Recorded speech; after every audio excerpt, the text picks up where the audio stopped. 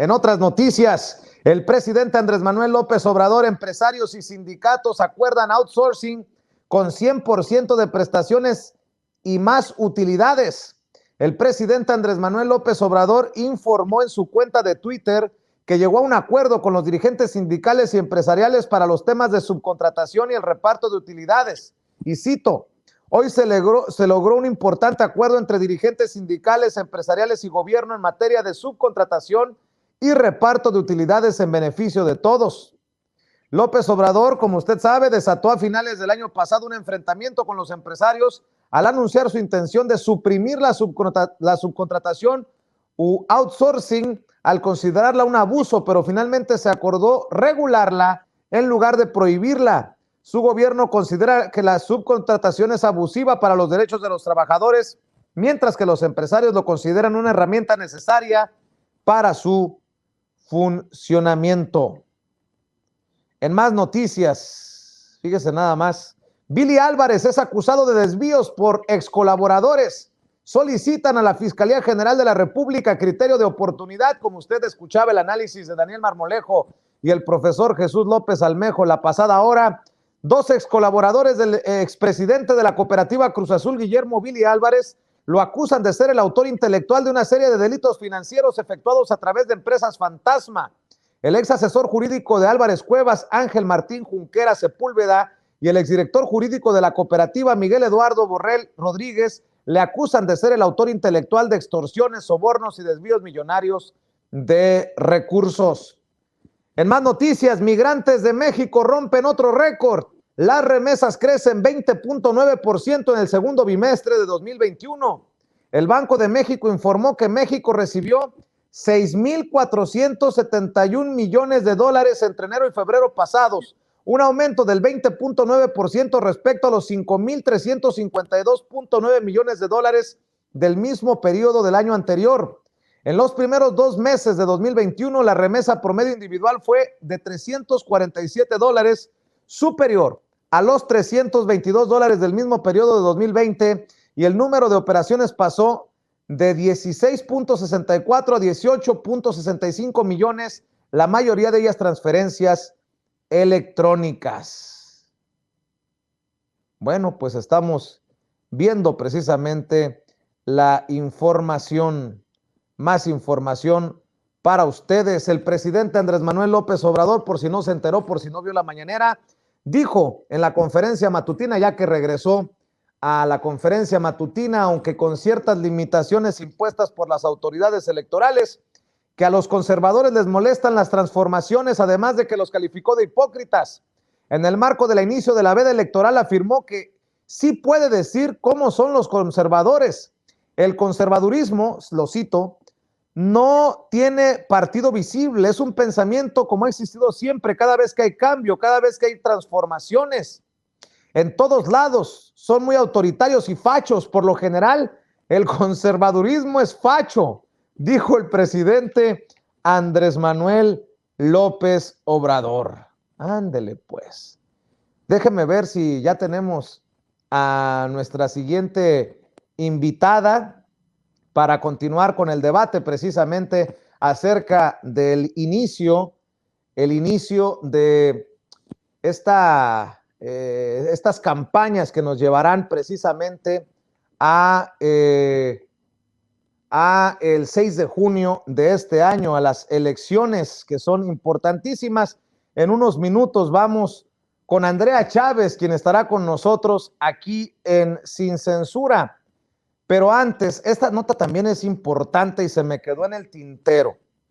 Ojo, ojo, la mencionó Jorge Armando Rocha, quien inició hoy su espacio en los canales de Sin Censura de 1:30 en adelante para que lo sintonice. Es sobre Claudio X González. El reportero de la agencia rusa de noticias Russia Today, Manuel Hernández Borboya, reveló que la controvertida organización Mexicanos contra la Corrupción y la Impunidad del empresario Claudio X González recibió $2.250.000 de la Agencia de Estados Unidos para el Desarrollo Internacional, conocida como la USAID, desglosado de la siguiente manera. En 2018, $1.500.000. En 2019, $375,000. En 2020, $375,000. Y también recibió $90,000 del programa NET, que depende del Departamento de Estado de Estados Unidos, desglosado del siguiente modo. En 2018, $35,000 y en 2019, $55,000. Ello significa que entre 2018 y 2020, Mexicanos contra la Corrupción y la Impunidad recibió más de $2 millones provenientes de Estados Unidos. Esto es 47,5 millones de pesos al precio actual del dólar. Y esto es de especial relevancia porque Claudio X González es el principal artífice de la alianza opositora PRI-PAN-PRD rumbo a las próximas elecciones por medio de la iniciativa Va por México o Sí por México. Yo pregunto, ¿quién nos puede asegurar que este dinero de Mexicanos contra la Corrupción y la Impunidad no terminó en temas políticos abonando al golpeteo contra el presidente Andrés Manuel López Obrador? Pregunta sana de lunes por la noche.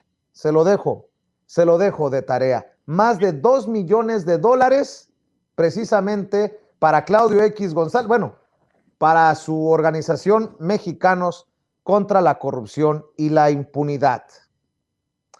Y en otra noticia que me parece muy importante, la coordinadora de información y edición web de la revista Contralínea, Nancy Flores, reveló que más de 500 operaciones globales de la transnacional Odebrecht y del entonces director de Pemex, Emilio Lozoya, en 29 países, incluidos paraísos fiscales, se documentan en el expediente que integró la Unidad de Inteligencia Financiera que dirige Santiago Nieto sobre uno de los casos de corrupción más relevantes a nivel internacional y cuya trama involucra a los gobiernos del entonces panista Felipe Calderón y el priista Enrique Peña Nieto, quien por cierto fue sorprendido, captado en una boda fastuosa en República Dominicana. La ruta del dinero que trazó la autoridad mexicana para denunciar presuntos delitos en contra de la hacienda pública encuentra 7 grandes conexiones con Lozoya de los sobornos por más de $10,5 millones que habría recibido para financiar o beneficiar ilegalmente los negocios de la empresa brasileña en el país. Uno de esos nexos relevantes es entre la filial Odebrecht Ingeniería y Construcciones de México y Latin America Asia Capital Holding, empresa creada por Lozoya en el paraíso fiscal de las Islas Vírgenes Británicas.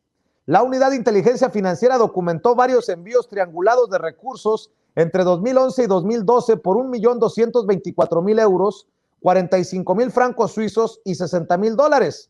Pero estos no fueron los únicos movimientos asociados a esa conexión a través de su representación en Suiza. La brasileña utilizó 4 cuentas bancarias para hacerle llegar más dinero a Emilio Lozoya Austin. Y que alguien me explique, pues, cómo es que de Lozoya todavía no sabemos gran cosa.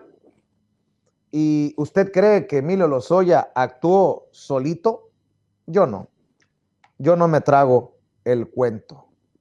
Por eso seguimos esperando a la Fiscalía General de la República para que actúe, ¿o no? Estados Unidos tiene una propuesta para las próximas crisis, un impuesto mínimo global a empresas. La secretaria del Tesoro, Janet Yellen, defenderá una tasa impositiva corporativa mínima global mientras impulsa los planes del presidente de Estados Unidos, el demócrata Joe Biden, de aumentar los impuestos a las empresas estadounidenses. ¡Ay! Van rumbo a Venezuela.